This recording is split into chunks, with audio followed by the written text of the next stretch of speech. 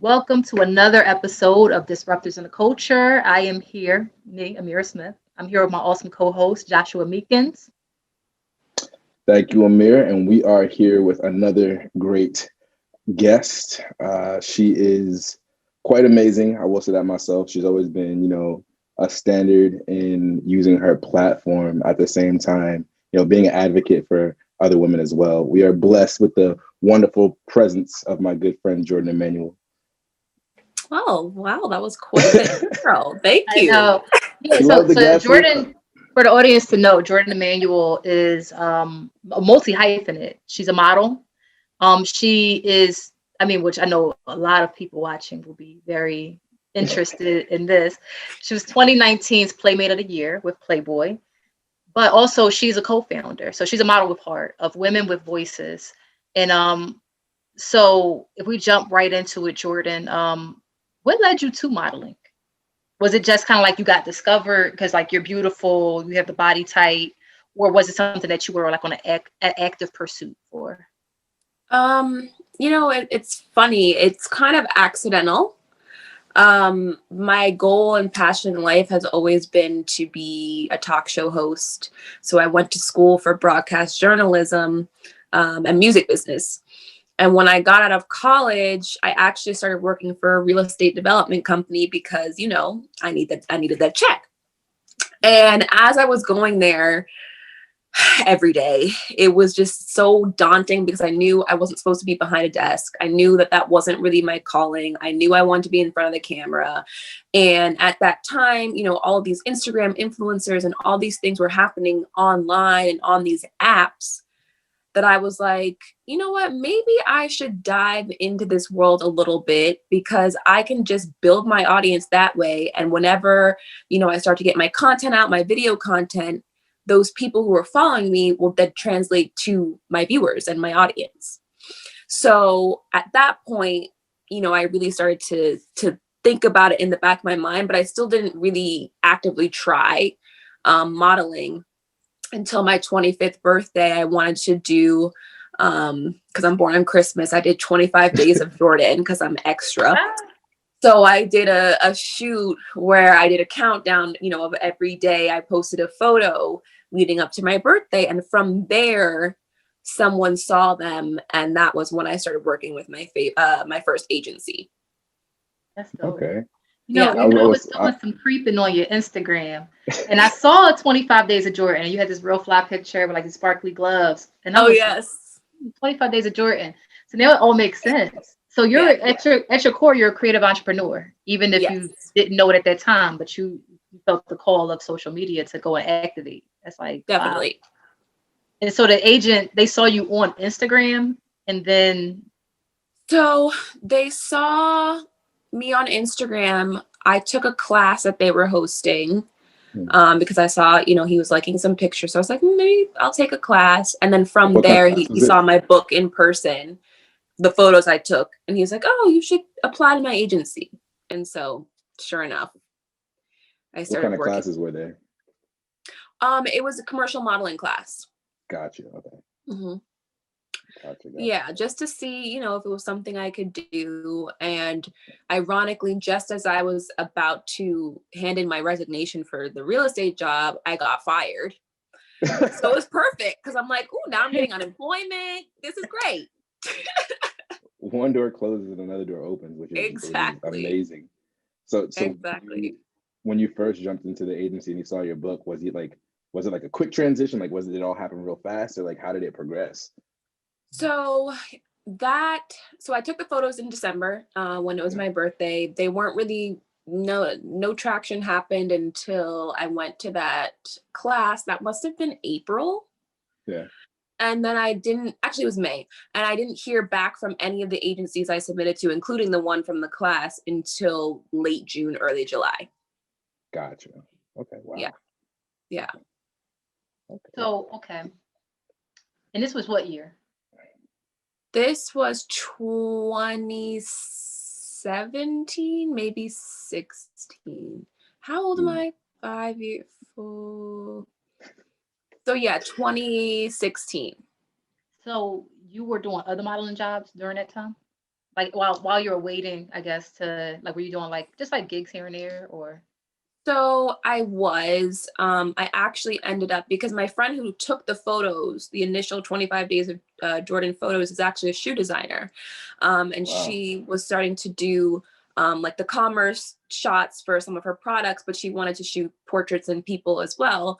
So we kind of were testing the waters together. And from there, one of her shoe clients was like, oh, I want Jordan to model like my shoes. And then another person saw those and was like, oh, I want her to do the jewelry. So we kind of teamed up for my first few jobs to do those campaigns. And from there was when I ended up getting signed. I was always signed non-exclusively because I did want to, test the waters and just see what kind of clients I was going to get, and kind of what my niche was. So I wanted to identify that before signing away my soul exclusively to one agent.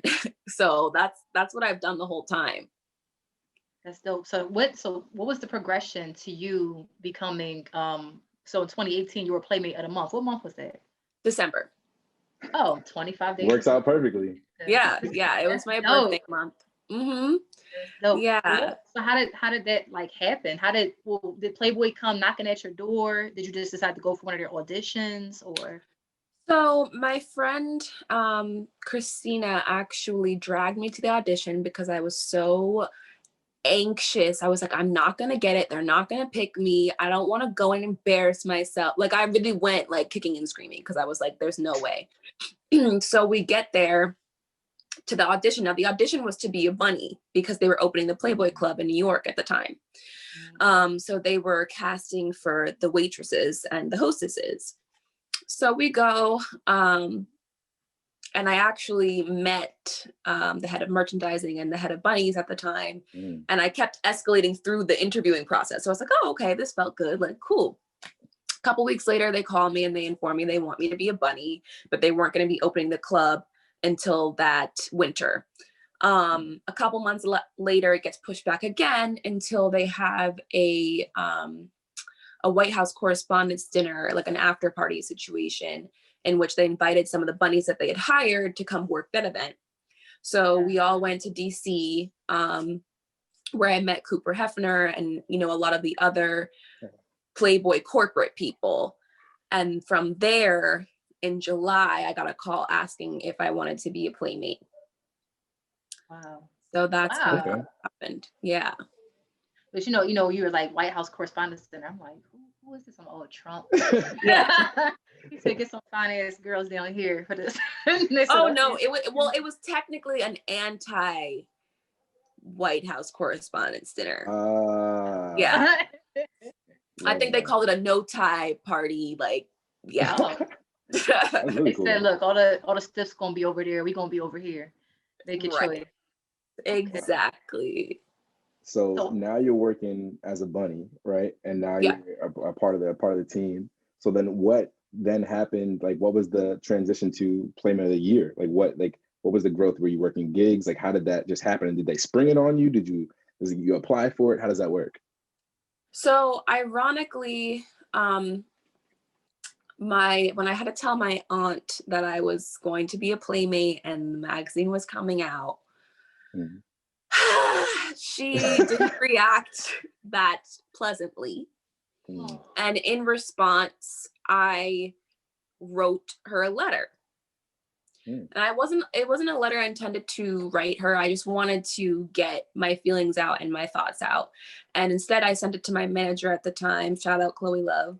And she was like, oh no, we got to record this. And this has to be, people need to hear this. Like, people need to hear what you're saying because this is so important, because I was talking about why women can't be multidimensional and how even other women are putting us in these boxes that we're trapped in. And it doesn't mean I'm not educated. It doesn't mean that I'm selling my body.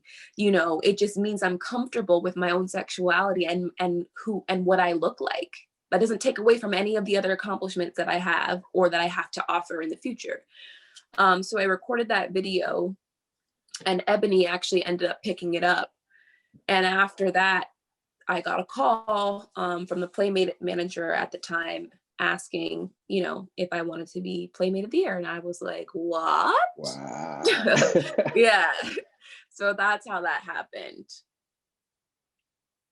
That's crazy. It's interesting because it's like when you think about, is it the thing of me in nudity, right? Because in other countries, nudity is so much more accepted because it's natural, you know, it's really natural. Like everything we have on is really man-made, but it's like, you're like, if I was a model for an anatomy class or a painting class, like would that have changed your or idea? even if it's for Vogue or Harper's Bazaar, there's a different connotation involved, which is fine, but it's also a testament to how little people actually have gone and see the evolution of this brand. And I think for me, that's why I even wanted to be involved, because I did recognize that evolution. I mean, I've always loved Playboy regardless, period. But the direction that they've gone, which allow us as Playmates to not only utilize their platform and our own platform, but we get to utilize our voices. So I wrote my entire article associated with my Playmate of the Year shoot. So to me, that was really important to talk about, you know, exactly what we're mentioning right now, which is why I wanted to do it and why being a multidimensional woman is so important, especially right now. And at the time, knowing who our president was. Yeah, you're looking at like, okay, you can focus on what you think you disapprove about this, disapprove, what you don't like about this, but you're like, I'm a published writer at this point. You know what I mean? Like my pieces here, I'm in creative control of a lot of this. Absolutely. And that's what I got my education in. Yeah. So I'm utilizing my degree in one of the most recognized brands internationally speaking. So, and look cute. Hello. And if people try to like deny, it's funny because literally today I was on a website, like clothing website. There's been so many of like fashion brands have done Playboy collabs. They so like this guided bunny. They have a collab. Like there's like the merch is highly coveted. So I'm on a t-shirt. Make sure you get it from Misguided. Oh, I'm getting it because I was on their website today and I missed it. I was looking at underwear and I'm getting that shirt. They got a sale going on. Yes. I'll send you the link. That's crazy. I'm getting it right after we end. So all right. So do you do, like, speaking of like how you said, like whether it's Harper's Bazaar, because I've seen some, you know, high fashion brands where the only person clothed is the main model showing the goods, and there's like a lot of naked models or nude models. But have you done any other like modeling outside of the Playboy brand? Since you signed on and started becoming a Playmate, like what other stuff have you I guess like magazines that people might find you in, or old campaigns or anything? I just did a Savage X Fenty campaign in May. I've worked with them for just as long as I've worked with Playboy, actually. Now that I'm thinking about it, right, they kind of overlapped in time. I've been in, let me think, what was something recent? I've been in a local New Jersey magazine. I can't even forget what it's called. It's so thick. It's literally like this big. I'll have to remember what it's called. That was around Playboy time too, maybe a little bit before. I've been in Allure magazine, Elle, Teen Vogue. A lot of this stuff is online though. Yeah, like digital magazines. Yeah, digital magazines. But I've done beauty. Beauty is probably my biggest field that I work in, or niche that I work in. So I've worked with a lot of makeup companies, NARS, Natasha Denona, CoverGirl, mostly, beauty. So definitely within working in beauty, like how is it, I want to say, like, now the narrative for beauty is now Black, right? I think is a big push for Black beauty, Black involvement in everything. How do you feel? How has been your experience? Let me ask you that. How has been your experience within the beauty industry, being a Black woman? My struggle is an interesting one because it's not been from a lack of inclusivity in my experience, in the sense of, oh, they're not including me because I'm Black. It's that they don't necessarily know what to do with, for a lack of better terminology, my kind of black, even though there is no kind. But in their mind of boxing us into their vision of how to be inclusive, I think in their minds they're thinking, okay, Afro, thick, curvy, da da da da da. You know what I mean? They're from this. They're urban, right? Urban is literally we live in a city. That's it. That doesn't. It's not associated with an ethnicity, but in modeling, it often is. So for me, I found a lot of, times where my foundation wasn't matching. They didn't know what to do with my hair. My hair is wavy naturally, and it doesn't come into this beautiful afro, anything like that, nor is that how I wear my hair. It isn't a representation of how I am. So when when I was doing my digitals, which are like the pictures we have to take so they can see us just in our natural state, they're like, oh, do you have pictures of you and your afro? And I'm like, what afro? No, I don't. This is it. Yeah. Or, when I had my hair out and straightened and it was, really long at that point, they're like, is that your real hair? Bitch, is it yours? That's what I want to know. So those little things. And I remember I was on a set for one of the bigger magazines, actually, where I saw the call sheet and they were put like our builds. And so I'm a size 2. I'm not that curvy. Like I have the boobs, whatever. And the other girls there, the white girls, were my same size, but my build said medium for some reason. And everybody else's said slender or small. So it's just little things like that has been my experience. Wow. I've never felt like I wasn't a part of something because, I'm Black, and it's never been about that. It's been about once I'm already there, the little things like the little innuendos in that instance, or they'll automatically want to pair me with like a Black photographer, which is fine, which is great. Love it. But it's like, is that because you don't think you're assuming I'm more comfortable because they look similar to me? I don't understand. Yeah. Well, you're just like, I want to have the same access to the same gigs. You're like, right. So stop pigeonholing me, that's kind of crazy thinking about that, because I would say like you have a classic look, classic type of like Black models before, the Naomis, the Tyra Banks, the I don't know, I can't even think of her name. I saw someone who reminded me of Beverly. her. Playman, it's a V. It starts with a V? Not Valerie, Virginia. I can't remember. But it's like a very supermodel, 90s supermodel look, right? You know what I mean? So it's kind of crazy, but I guess now marketing has changed. The trend now is they want more racially ambiguous, more curls and locks, and they want you to look more distinguished to what they envision us to look like. The naturalista, or like you said, racially ambiguous, where they could look at you and say, are they Latino? Are they African American? Or are they trying to appeal to as wide an audience? Where it's like, no, a lot of times you're excluding your main customer. Like, because I'm sorry, luxury brands, y'all can say what y'all want to say, but I know who be at the mall, and I know who, when I go to certain dinners, every girl, they luxury. Right. They showing their Kellys and their Birkins, you know what I mean? And they new Dior. And those are the girls. They coming with the glam, So that's why. So that's been your experience in the industry for modeling. How do you feel about pay equity for like being a Black model versus maybe what you have heard or seen from others?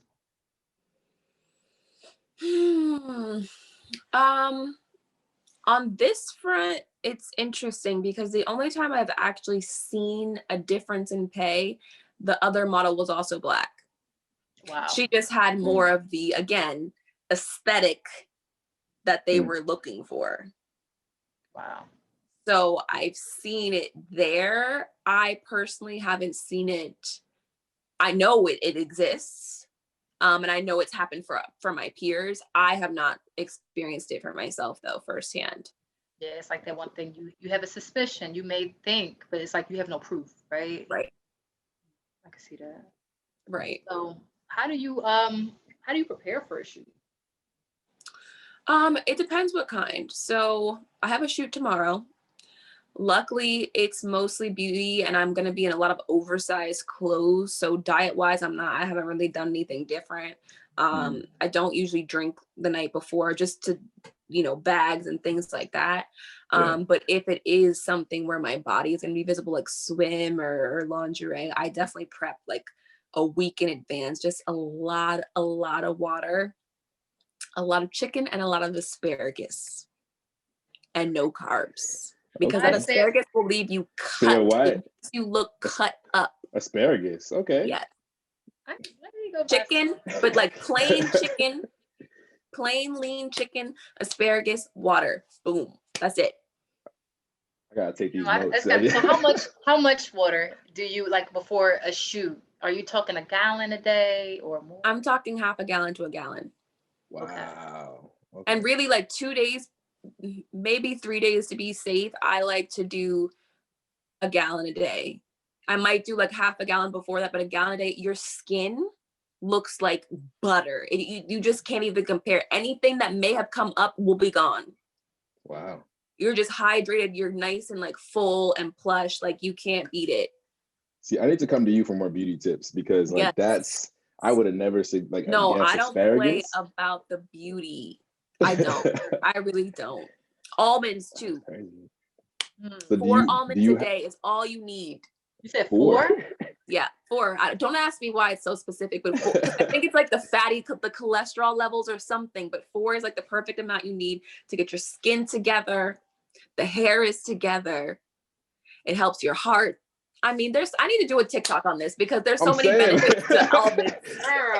Just dropping all the gems right now. I'm just like, they about to be mad at me. I'm about to turn back. I'm more like, I'm about to get turned back. Wow. Yes.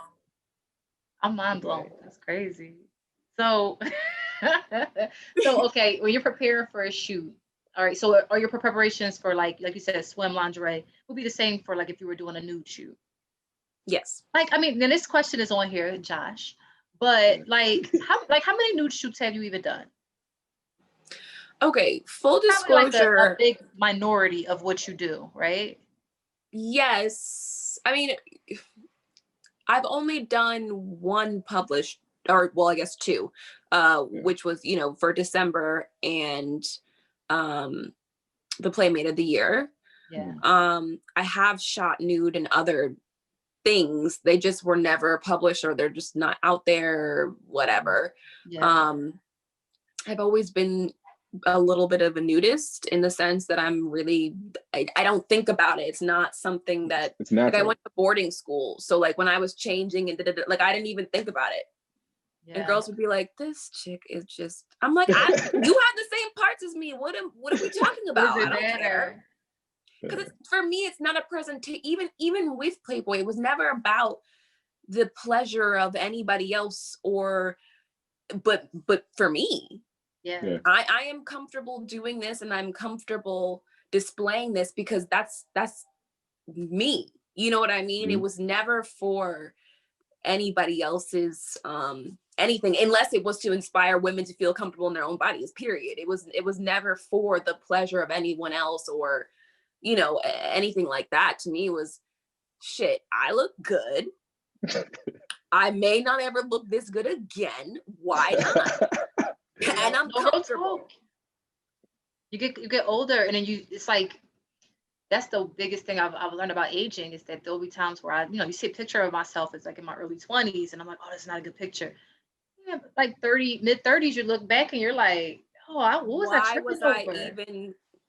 Yeah, like that was the tightest my skin was. Like I was fine. Like why was I tripping? But there's a lot of people who are very comfortable. One of my best friends, like we all go on group vacations, and she's like naked the whole time. Yeah. Like she's like, as soon as we come in, and then she got a robot, she's just, and that's how she's in her regular life too. She's at home and she's comfortable. Yeah. So with that comfort, was that weird? What was your family's reception after? Because you did the video and you put it out there kind of like, hey, like let's not be hypocrites here. And then what was the reception after? You know, the only people I really cared about, and sorry to admit it, was my dad and my aunt. Everybody else could have kicked rocks, really. And I'm coming from a place of, I say that with love, but those were the only opinions that would have made me feel anything which way or the other. Yeah. She came around. You know, it's fine now. And my dad, it was funny because I was so stressed about telling him, right? And he came to visit me, which he never does, that September. So I'm like, okay, I'm going to tell him, but something's up. Like, I feel like he has to tell me something. Like, why is he coming just to see me? Like, what are we talking about? Ended up not being, something came up. I couldn't tell him. Couple weeks later, he comes back again. I'm like, what is going on? I'm like, are you getting married? Like, do you have another child on the way? Like, what is going on here? He tells me he has cancer. He's fine now. He had cancer. So I was like, obviously I panicked. But as he said that, I was like, okay, well, I post nude. It's coming out in a month. So now what's going on? And his reaction, he just like looked down and he was like, you know what? You're grown. I trust your decision. You know what you're doing, whatever. And that was all he did after that. He came to every single party of mine with the boys, you know, he was at my Playmate of the Year announcement, was at my Playmate of the Month announcement, came to everything. Came to my trip in London. He was good with it. Right, so that's my bloodline. She get a looks from there. Right. Definitely. So even with that, do you have like, I know like that's like major, being comfortable in your sexuality and being able to express that as a woman. Like, do you feel like people have like, or have people reached out to you and just been like, you know, like, thank you so much for being an advocate, or like, what is the, I guess the social response is? Like, I know your friends are going to support you regardless, but like, what has been the bigger response? Yeah, I got a lot more of that than I expected. I got a lot, especially from a lot of Black girls who were like, you know, we really look up to you. I really appreciate you doing that. I really appreciate you talking about it in the way that I did, which I wasn't expecting. I really was expecting a lot more like judgment than I received. You know, of course there's like the one or two, but I ultimately not really. But yeah, I got a lot of like appreciation messages that I wasn't expecting, and that I am super grateful and continue to be grateful for that, because it wasn't what I was expecting at all. But I'm glad that, you know, it happened, because that I wanted that, in the sense of when I was looking through these pages of like Maxim and Sports Illustrated, like you wouldn't really see that many. You know, we had Tyra, we, you know, here and there, but it was never to the degree that it is now. So I definitely wanted to be a part of, you know, bridging that gap and continuing to be a part of our lane in the, you know, in the print world. That's crazy, because it's like, you're right, with Sports Illustrated, I remember Tyra, I think Naomi did like a couple, Jessica White, but it's just like, it was so short-lived for like the sisters in the magazine. And like when we saw it, it was a big deal, you know. It was a huge deal especially when Tyra got the covers. It was like, oh my God, we here, we made it, y'all. Like, it's just like all Black girls, it was a win. That's like amazing. And even then, you know, for me, I went to private school my whole life. And, you know, Tyra's from California, and like there was I couldn't identify someone with a similar background as me, in addition to someone who looked like me too, you know. Where are you originally from? So I'm from Baltimore, but I grew up in Basking Ridge, New Jersey, suburbs.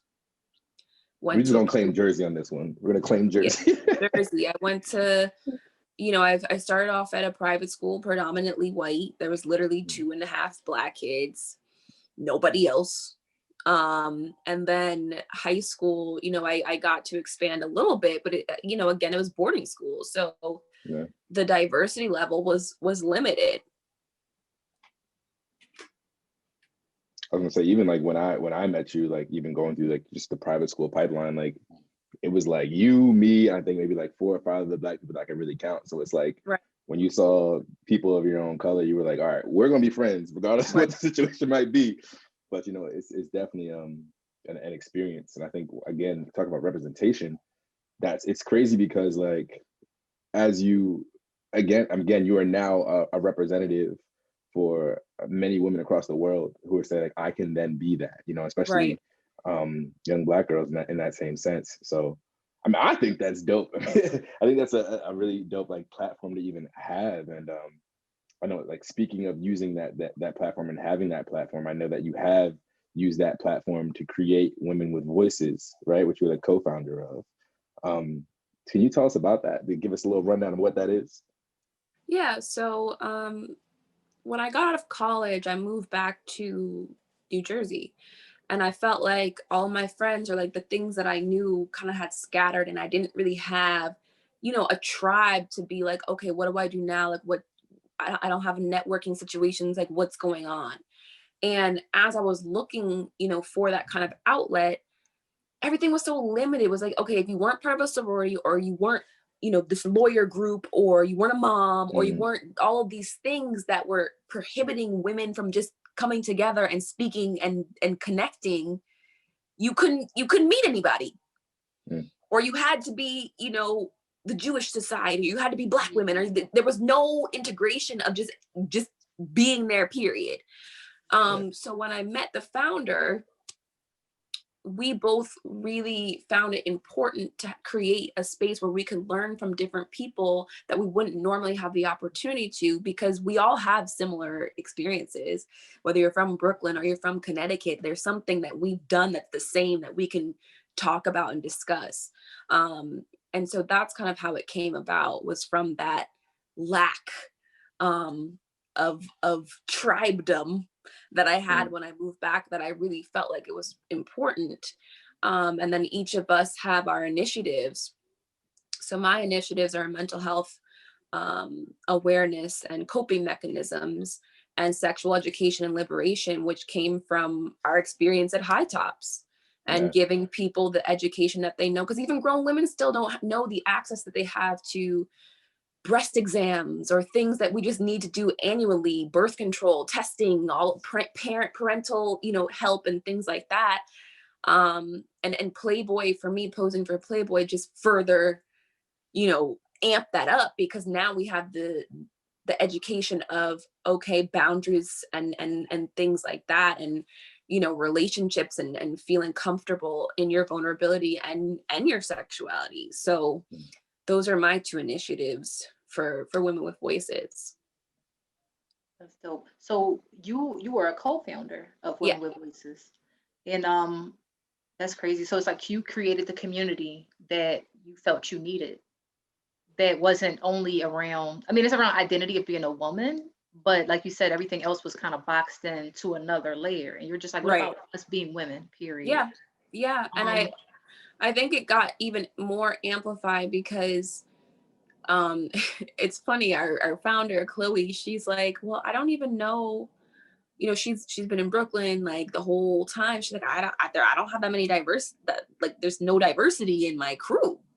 And she's like, I'm curious, like you've gone to private schools and like you've been around all types of people.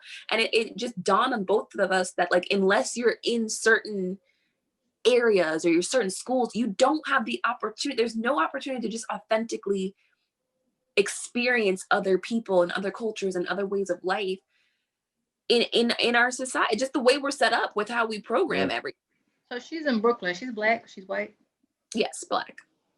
That's true. I'm more like Brooklyn is made gentrified now, though. That's what I hear. But you're right. In your own social circles, though, it's like. Well, and I mean, and she's I think she's a little bit older than I am, so it wasn't like that then. Like it was at the beginning. But when she was in school and like that wasn't the case. I agree. Yeah. We're in such a more connected world, and I think you guys have the benefit of that. Like you guys are far more connected virtually, finding your tribe. But like you said, it's like it can't really compete with the real world, and like really meeting together in spaces or getting to know each other. face to face. That's Exactly. dope. So we already talked about 25 days of Jordan, you Mhm. know. Do you have any activation around what you was laughing about, Josh? Because I remember the first time she did 25 days of Jordan. I was like, only Jordan would do 25 days of like it was just so her. I think you did like a I think you did like a Halloween. So this is like way back. I think it was like our first. I think our first year out of college. This is just a story, but I remember the first time you were doing the voting for the Playboy. I think it was Playmate of the Month, Oh, possibly. for Maxim.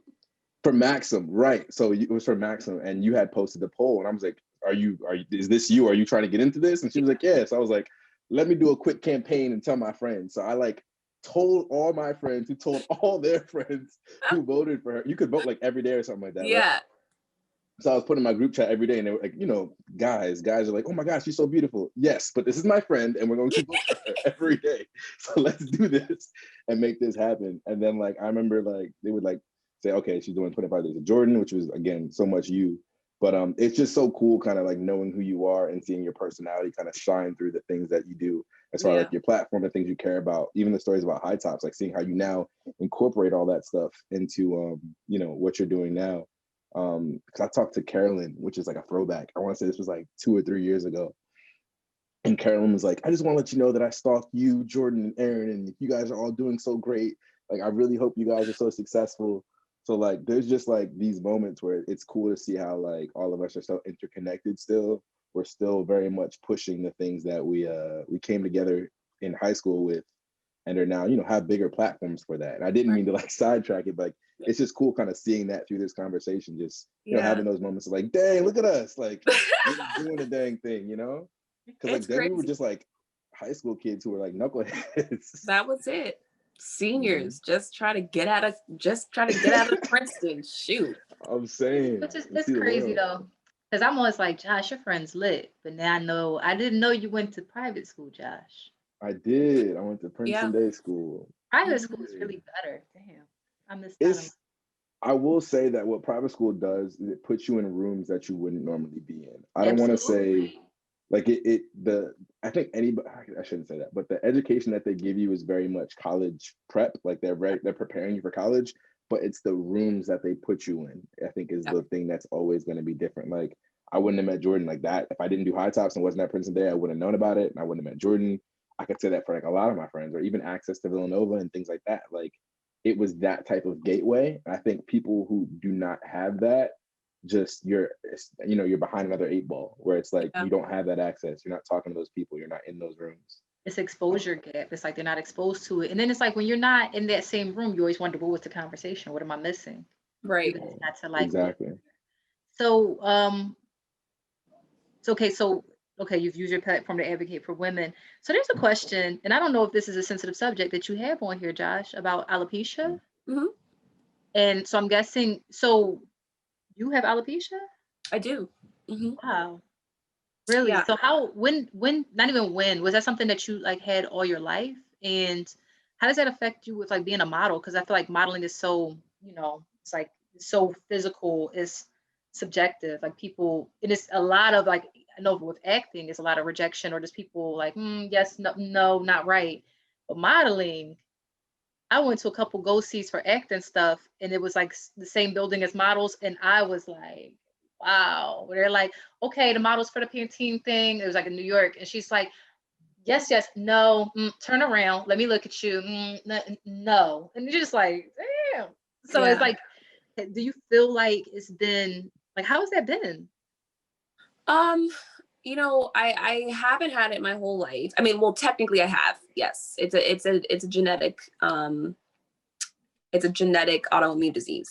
So it's been there. It just was dormant. I didn't have my first outbreak until my second year of college. And even then it was like very small. Like it came back in like 6 months, never had another issue until 3 years ago. I got against my better judgment and instinct, I went for a shoot and I let them do a treatment that I shouldn't have let them do, a relaxer.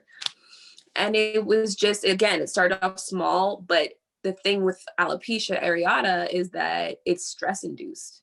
So the more I was stressing and the more I was aware that I was losing my hair was the bigger it got, until eventually the whole front was gone. So at that point, ironically, I was booked the most I've ever been. However, I wasn't feeling A1. I mean, I did my Playmate of the Year shoot with no hairline. I mean, I had a wig on, but that was what was happening behind the scenes. And then when I went to the White House Correspondents' Dinner that following couple of months, you know, I had gotten just so sick of the wigs and the covering up. Like, I just went out there with some clip-ins. Like, I just couldn't take it, because I've just always been somebody who was really focused on natural, like everything. Like, I don't have makeup on that right now. Like, I always like my natural hairline. Like, I just don't like being bothered. Told you, it's all the light. It's all the light. Girl, like, I was like, I can't go naked face, because like she gonna tear me up. But damn, you are. Cause I'm looking at you the whole time, but I'm like, no wonder she does beauty. I thought she got a face. Thank you. I'm gonna let you finish, because damn, you are gorgeous. Thank you. Wow. But you said you just got tired, just like, and then so did you ever do like a public reveal or talk about it? Yes. So I finally felt at a place that I was okay with saying, what it was, not this past September, but the September before, which is Alopecia Awareness Month. And the reaction, I had no idea it was such a widespread issue. Genuinely, I had no idea. I thought I was just suffering by myself, and like everybody has these inches and their edges swooped. I was like, I was sitting there, suffering in silence. And to see the volumes of women, but men, coming and telling me that they also have alopecia, and to hear how it's manifested, and to hear what they're trying, and this, that, and the third. I mean, it was nuts. And so that just empowered me to speak about it even more. And even when I'm having an outbreak right now, this is a wig. And even, when I first started seeing it coming back, I did a story about it. And I was like, here's my spot, and I have people message me like, hey, did you try this? How did it work? Blah, blah, blah, blah. Them telling me things, hey, this is what it worked, that they formed like a little community. So, that was really special, because I wasn't expecting it. And I had such a hard time coming out with it and admitting it, that it made it really rewarding that I did. That's crazy. It's like, it's an interesting thing, like hair, because a lot of people do suffer with it. I know stylists who they do specifically wigs and hair treatments for people with alopecia, but it's such a mark of shame. And I feel like for Black women, oh my God, our hair is such a mark of shame. But because we've been talked about our whole life, we like bald-headed Black girl, like, you know what I mean? I mean, even now, even though they don't mean to, are your baby hairs laid? It's like, I don't have baby hairs. And it's not because I did anything bad. It's just my genetic makeup won't allow for such a thing. And it's just such an everyday, it's an awareness of that missing piece, especially because, again, I was somebody who wore my natural, like I never was a wig person. I never was an extensions person. I just wore my hair. The most I would do was blow it out. Yeah. And I had just gotten to the point where I was like, oh my God, my hair is getting really long. Like, it was like this long. I was like, okay. And then that happened. And for it to just be gone to the point where I don't know if it'll ever come back. It might not. Yeah. And feeling so close into finally feeling like, okay, yeah, this girl thought my hair was fake. That's like the ultimate compliment. To now it's like, got my receding hairline. Let me put my wig down. It's definitely a roller coaster ride for sure, especially being somebody who takes photos for a living. It can be challenging, but work-wise, I've never felt like anybody reacted any type of way. Now, granted, my hair modeling days are probably over. Okay. They probably are. That's fine. I was more of a skincare makeup girl anyway. Yeah. But yeah, any sort of pause or anything that has come from work has been because of my own insecurities, not because anybody's been like, where's your hairline? Yeah. Yeah. If anything, it's been pretty self-inflicted, admittedly. Yeah. I never guessed. I'd have Yeah. never guessed. I mean, and it's like the hair industry is so big now, and everybody's, like you said, bundles and wigs and lace fronts, and it's very profitable. So Yeah. this is like a time that probably the best time if in history if this would have happened. Like if you were a 90s model, it probably would have been like a lot harder, right? Absolutely. Wow. So Well, and wow. even with that being said, I've now pivoted to, okay, what products are going to help me maintain my hair or make it look better? You know what I mean? So it's almost an interesting perspective, because now I can say, okay, this product really worked. Here's my actual before and after, where you can literally see bald spots versus where things are growing. You know what I mean? Where you can actually see results. So that's been interesting to try to pivot that way. Into And ads and there's things so like many, that. you know, again, there's so many people suffering from it that they want to see, okay, what actually worked. So I have that, at least. Josh, no, I'm not really speechless that often. I'm speechless for most of this because I'm like, girl, like, yes. That's amazing. I mean, Because like models are seen as like, I mean, we know no one's perfect. Yeah. But to be a model is such a coveted thing in our society of like, you're beautiful, your beauty is so much that people want to put their brands next to it, but you're just like, at the end of the day, you're like, it's a job and there's other struggles and things that change. But even with that, how you're like, so much of my confidence is like, it's like a self-inflicted thing. It's not even the people on the go-sees or the gigs who are making you feel a way about it. You're like, it's all. So it also shows about the belief, right? Because I mean, one thing I do know about a lot of people who do love, like not love, but they're just really comfortable with nudity. There's a lot of confidence there where you're just like, what? You got the same, like you said, we got the same thing. Like, act like you've never seen some boobs before. What's wrong with you? You know what I mean? Like, it's like this real comfort. So that's a big, I think, lesson to show of people. If it's like, it's about your confidence first. Because even the 25 days of Jordan, like Josh said, he's like, it's such a Jordan thing to do. But that must mean Jordan was always ballsy, and Jordan was always like, oh, what's up? Like, I'm here, deal with it. It's confidence. I can speak for you. I mean, I don't want to speak for you, but I can say, being somebody who's been around you, like, your confidence enters with you when you enter the room. You know what I mean? Like, there's a lot of stuff that goes with that. So, no, it's. I mean, I knew that from your social media. It's kind of like you being an advocate for that, but like Amir was saying, like, it's such a, I don't want to say ironic or a contradiction, but like, to have somebody, struggling with that, it's kind of like, I feel like, is it more mental of a struggle than it actually is, the as much as it is physical? Let me ask that. I would say it's even more so based on your emotional state. You know what I mean? Like at the time. It definitely, like, sure, that it usually is triggered by a physical occurrence. Yeah. But it's exasperated by your stress, your cortisol levels. So for me, I'm an anxious person. Which is so funny when people say that I'm confident. It's so funny to me because I'm like, I am. I think it's fun. For me, it feels more like I'm a super anxious person. I just also don't give a fuck. Like I'm a courageous person. Like, I'm scared as hell, but I'm gonna do it anyway. Like that's how it feels. So I'm constantly worried about it, and I'm constantly like, oh my God, is it gone? Is it gone? It's gone. Or like, it's hard for me to take control over it. And I think that's why I don't really, when I'm at castings or I'm hearing these comments, that it doesn't affect me, because I know me, and I'm the only one that can critique me to actually feel anything, if that makes sense.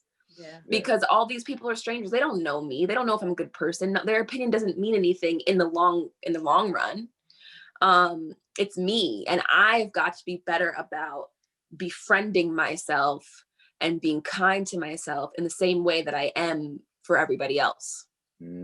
So I think that plays a huge part in my alopecia, because I'm like constantly aware of it. And it's also the mental strain of it. Okay, it's all grown back.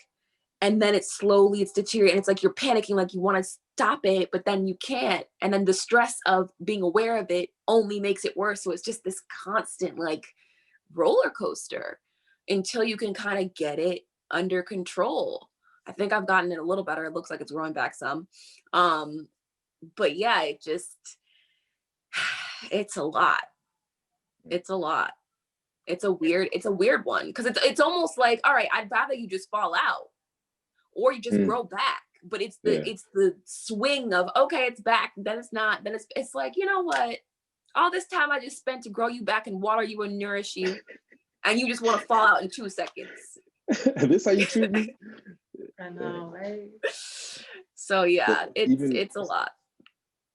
So even with all that kind of being said, like, so I feel like even though you just said you confidently have kind of stepped your way and made your own lane within the modeling realm. You've used your platform, to talk about the things you're going through, but at the same time, unite women with the same voice and the same struggles. So how do you feel like, when it's all said and done, how do you feel like you want to leave your mark on everything that you're kind of touching right now?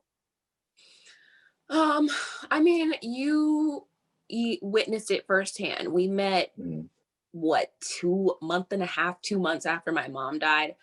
I was 17 years old. We're seniors. We're figuring out where we're going. It's just, a year later I moved to LA and then Miami. It was a lot. And I think in that time, entertainment and escapism, not with any substances now, but escapism into creativity and art was how I survived, honestly. And looking at these actors and these other worlds and these things was kind of how I got myself out of a really depressing state. I'd experienced a lot of loss in a really short amount of time. And so for me, creating those visuals or creating an atmosphere that somebody else could maybe escape to or just enjoyed for a moment, or they laughed at something I said, or they loved a picture that I posted, or they then wanted to go do that for themselves. That's all I've ever wanted to do. And that's all that I really want to do, is create those outlets for other people to kind of help them get through tough times. That's why mental health awareness and coping mechanisms is a huge part of my initiatives at Women with Voices. So yeah, I would say that is the ultimate mark I'd like to leave. Wow. That's awesome. Okay. Well, we got to go into our question, which is, I think it's not going to be, huh? It's our fun stuff now. Not the fun stuff. Just kind of like, I feel like this whole time she's been answering it of like, how do you see yourself as a disruptor? Ooh, okay. I like that but one. it's like a lot of things that you've said so far have been coming from like a really holistic standpoint of, even when you were like giving yourself kindness that you would give your friend, right? And like being kind to yourself. And you have a really holistic viewpoint on a lot of things, because it's almost like you're the accidental model in a sense of no, really, because so many people who go into entertainment, there's this thing of like, love me, see me, validate me. But while you're on the other side, kind of like, I don't care if you like me or not. Like, I'm here. This is Jordan. You will do. You want me for this campaign? Yes, no. All right, come on. What we doing? Like, it's a very it's a whole viewpoint of, of this acceptance that you have of yourself first, versus my value is intrinsically tied into whether or not you hire me, whether or not you like me for this type, or so yeah. But how do you, because we're disruptors in a culture, right? So whether it's I see different levels, you as a woman, a Black woman, as a model, but like, how would you consider yourself as a disruptor, or how do you see yourself as a disruptor? So, in the midst of all the Playboy, I was actually crowned Miss Black New York, Miss Black America, Yes. New York. Yes. And at, during our talent stage, I performed a poem I wrote in which I'm talking about being too Black or not Black enough and not, being pulled these different ways. And the way that I end it is that, I'm all these things. And that is the disruption, is that all these things aren't supposed to exist in one person, right? Traditionally speaking. And I end it by saying, when you're creating a new lane, you're going to start traffic regardless. Mm-hmm. But you still got to go. You still got to have the path. It's still got to be there for people to walk there to get easier and to, make it for yourself. And so I think that's how I disrupt people, is that I'm never what meets the eye, and I'm always surprising them by what it is I have to say or what I do, or, the things that my work, it doesn't traditionally fit in the perfect puzzle piece together. But I think that's the point. To me, that's what I strive to see. I play hard. I like to go out. I'm out here partying. I still host parties and, I'm DJing. I do those things, but I'm also here advocating for women and advocating for rights and still writing and still having important conversations. And usually those things don't live or usually people don't feel comfortable exposing those different lanes that they enjoy or that they're good at. We as a people, Black people, have a narrative of being, we're just going to do this, the straight and narrow, and that's going to be that, and bloop, or it's going to be the extravagant over the top. And this is the first time I feel like we've been able to do multiple things at once, especially as a Black woman. We're not just the mom. We're not just dealing with, you know what I mean? So for me, that is the disruption. And that is what makes me a disruptor, is that I'm loudly saying, I'm doing this and I'm going to do that too. And I might take a scoop of that and, I'll find some other things along the way. Yes. And one thing I enjoy about some of your posts, because I have this conversation with people a lot, you really are like, I'm Jordan and you'll deal with it. So there's some stuff where you put it and it's not, you don't got to do a whole bunch of explanation. Like you're not like, oh, it's like the self-deprecation at times that people will do, like you said, because of how stigma may be around things, or even of being cocky, of just being like, this picture look good. Right. And you guys deserve, Right. Yeah. I definitely, even with like Instagram, it's tough for me because it's not something I love. It's annoying, especially now, where you got to worry about the algorithm, this, that, and the third. But I definitely make an effort, whether it's the captions or the stories or some way, the funny news, something has got to be really authentically me, just because. Yeah. So I'm glad that you see that. Yeah. So, all right. So the fun stuff. The fun Josh stuff. would call it. Yeah. Okay. So one of my favorite questions with the fun stuff, well, two of my favorite questions with the fun stuff is, we'll go with this one first. What album, because I know you listen to music and I know you love music, what album would you say defines your life at this moment? Oh my Lord. It's been a hard question. Like Josh loved it, but I'm like, I feel like this question needs to be like a pre-interview question, because that's a lot to think about. And you a DJ. I said yesterday. This question because I have a music podcast coming up, so I'm gonna steal this shit. Just go ahead. Wow, right now. Yeah, right now. Jesus.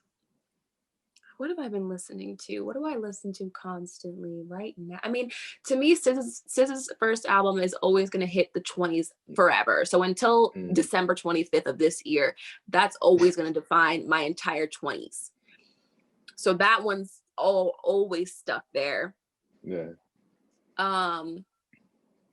You know what I listened to recently and I was like, ooh, I feel this, was Fort Minor's CD with Mike Shinoda. He was the rapper from Lincoln Park. Yeah. Okay. That hit because he's talking about there's so many different elements. He's talking about life and like, you know, different elements of success and how it's different, how people are trying to like say things and do things, and his relationships. His grandfather was a Japanese man who was in an internment camp, talking about that. So the racial things that were going on for him. I just and America, like I feel like that one is so relevant in general. But I also feel like as a woman right now, there's some other shit going on that I feel like would have to be like Janet Jackson Control or something. Yeah. Wow. Yeah. So those three. You're in this shit DJ, bro. You gotta remember. Right. I was like, what? I was like, wait a minute. I can't just have one CD. Oh, wow. I feel like I gotta share more music with you. I listen to music all the time, all types of different music, and I feel like I have not experienced, like we gotta swap some albums or something sometime, definitely. Playlist or whatever. But we definitely have to do that. All right. So, all right. What 3 things do you keep with you at all times? Okay, I always have this ring on. Mm-hmm. I don't know, it's supposed to be like good for manifesting. So my dad got it for me for my birthday once. I always have Vaseline for my lips because they stay chapped. And in this climate, I always have hand sanitizer. Hey, keep that thing on. You gotta make sure you have it at all times. Absolutely. Okay. What's your morning routine? Skincare. If I'm really in my good routine, like if I'm back at my dad's, which I have been for the majority of the last year, I make myself a smoothie, eat my 4 almonds, get my water. I have a big old gallon jug. Like it tells you like what time to like drink and everything. So you know how much you have left. So I usually fill that up so I can get started. Emails, respond to texts. I don't know if you guys are familiar with Rhonda Bryan. She wrote The Secret. She also has a book, The Magic, which gives you daily exercises. So I like to do that in the morning with my little 432 hertz meditation music playing in the back. And that's my morning usually. Wow. I'm digging it. Oh, wait. So that's what it was. Skincare. Yes. What's your favorite? Do you have a favorite line or like product line for skincare? So I don't usually overlap products from the same. Like I like different things from different people. I will say the most. I'm trying to think. Who do I use the most? I guess Murad. I use his vitamins. They're pure skin clarifying dietary supplement. They're really good for your skin, but it's really good for your hair too. And I also use his collagen, like it's like a moisturizer serum that is like beyond. So I heard Lizzo said you put collagen in your water and it helps your skin. Is there any truth behind that? Oh yes, this is I put this in my smoothies, and like a beverage is BioSil. It's little drops, but I also put collagen powder in my smoothies too. Sometimes I'll even put it in like mashed potatoes and soup or whatever to like blend up in. Yeah. I need all the tips I could get. I used to use Murad's. They had like this mattifying moisturizer, but then they changed the formulation. They changed the SPF in the formulation, and it didn't help for the greasy folks. Yeah. But then I started realizing you just can't fight the grease. You got to just make some other changes, you know. But I'm all because it's like skincare. I feel like since quarantine, people have been just way more on everything. Because it's all we have. Yeah, and we're on Zoom more, so we're seeing it ourselves, and we're just on like Zoom, and we're not even like having to. It's almost like we have the time to actually, invest in ourselves and our appearance, and we don't feel like putting on this freaking makeup every day. Yes. So the skin's got to be popping underneath. Come on. Hello. So how do you maintain balance because you do a lot, you know, and like they say, like when people say, "Oh, you're juggling," but it's like sometimes when you're juggling, a ball may get dropped. So how do you maintain your balance to like handle it all, and to maximize the opportunities that they come your way, so that you have enough space to like bring on more opportunities? I'm not good at this. I finally got to the point where I was like so overwhelmed that I did start to kind of output my work a little bit. Which is hard because I'm a micromanager and I want to know, are you doing what I'm doing? Because you need to do it the way that I would do it. Are you a to Virgo? know that you're doing it right. Oh, no, you're my Cancer moon, for 25 and days. my rising are Virgo. That's why I am the way that I am. That's why, girl, it's a struggle. It's a lot. The Cap Virgo combo is intense, admittedly. I do have the self-awareness to know that. I work on it. But I've gotten to the point I need help. I can't function. So I've been enlisting help as of New Year's. That was my New Year's resolution. Good. And you know, I mean, that Virgo energy is real. Like Josh, she not playing. It's very much like, it is. Okay, you do this, and then you're like, not like that. Just more like this, and then just move over. I'll do it. Exactly. Like at that point, it's like I'd rather do it, and if it's not done right, I'd rather be because of me than me thinking I should have done this because I should have just done it myself. And then, no, I can't. Yeah. So I need to be better about managing my everything. But you know, like they say, like the world won't stop spinning, and it's going to be better. What they done is better than perfect. Yeah. If you have a weekend to yourself, what does that weekend look like? Netflixing and eating. Absolutely. I love television, TV, like, but not movies. It's not the movies. I want to grow with the characters and see the true character development over a span of time. So a short series, anything. I just watched the show A Teacher. That shit disturbed me to my soul. On Hulu, A Teacher? Right? I was so troubled. And I wasn't expecting to be. So that threw me even more. And now I'm just like, I think about it every day. You got to see it, Amir. You got to see it. It's called A Teacher? Mm-hmm. Check this out. But they need to win some awards. I'm sorry. The acting was elite. And it was like, it's something that I don't want to spoil it, but it's something you don't think about, and it speaks to the male toxicity that lives within us all, because we feel like men aren't victims of the things that they are, and how we perpetuate that as a society. That shit had me just whoa. And Nick Robinson just acted like you couldn't tell me that wasn't what was his name? Eric. You couldn't tell me he wasn't Eric. That boy was Eric all the way. Woo! That was A1. I was not expecting that. Eric was the name of his character? Mm-hmm. Oh, all right. I'm about to say, I hope it's quick. It's 10 episodes. They're only 30 minutes. I'm gonna check it out then. A Teacher. Yeah. It sounds good. It's wow. It's good in a way you weren't expecting it. Because you think you're about to see one thing, and then you're like, oh, this. You're definitely assuming. Yeah. Wow, I gotta check this out. So that would be like finding a new show, watching it all weekend, and food. And character development, that you like that. That's telling too. Because I enjoyed it, because it's almost telling how you're like, I want to grow with the character. Because usually you get a character and each episode peels a layer. So it's like you're literally getting more nude. Yep. Tie it all up. But you're like really peeling them back to get to the truth of like this person. Yeah. Wow. So I'm gonna go with this last one, but who inspires you and what keeps your heart beating as a creative and as a person in general?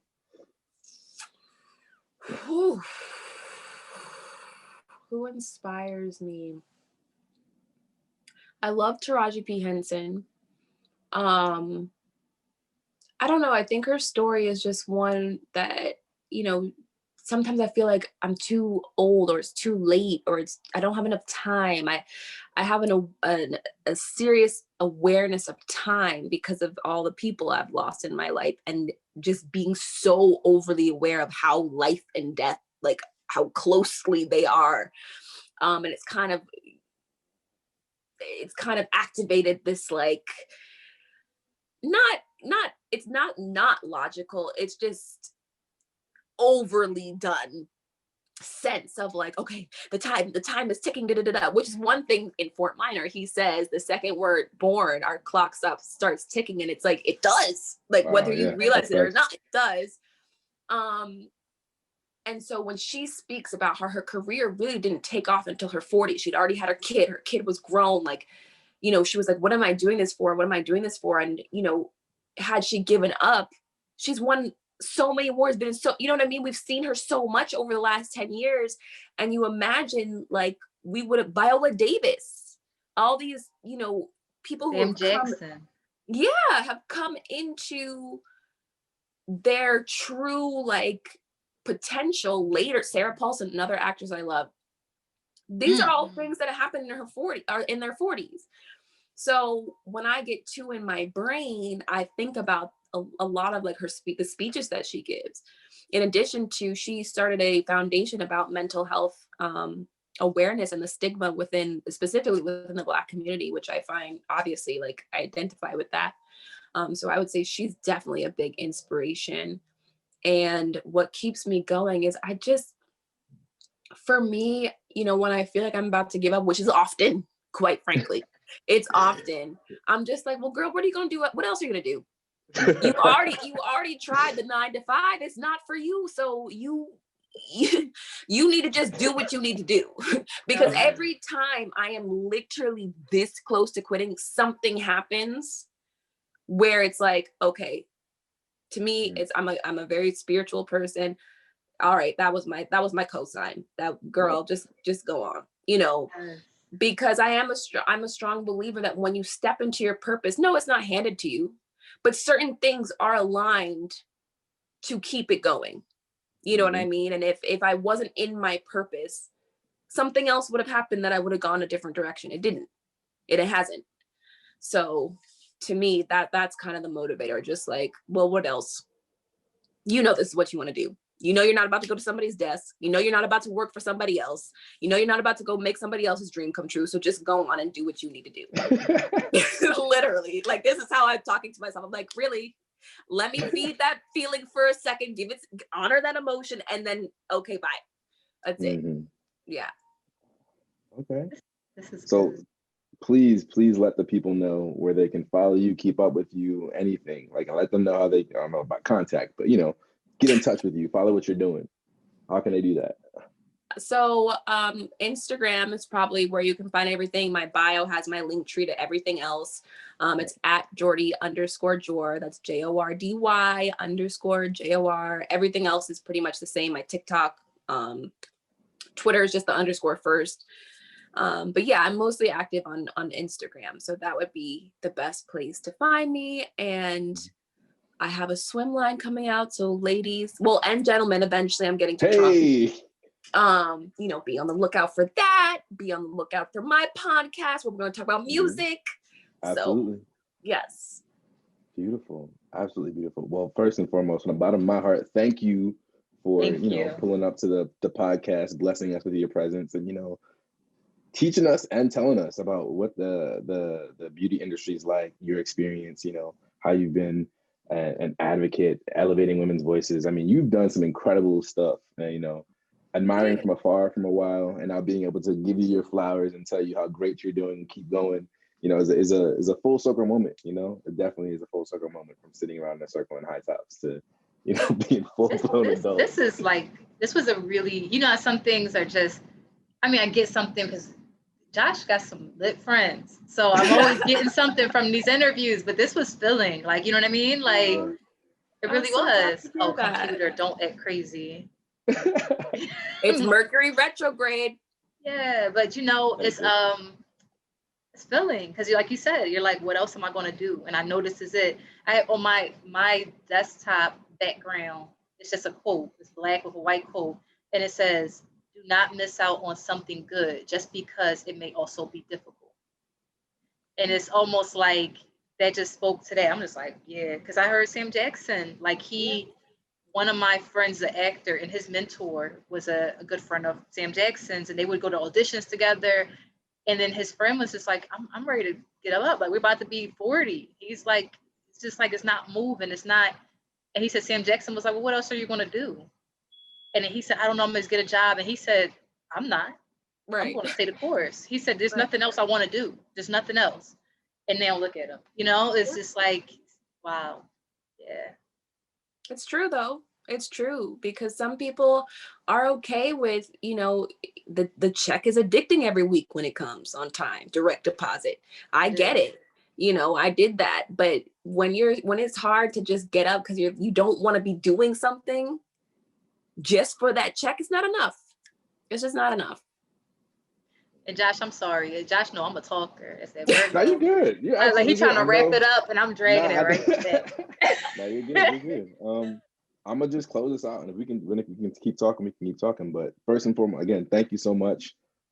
Thank you guys for tuning in to Disruptors in the Culture. We'll be back with more episodes, so please tune in. And with that, you know, we will holler at you guys next time.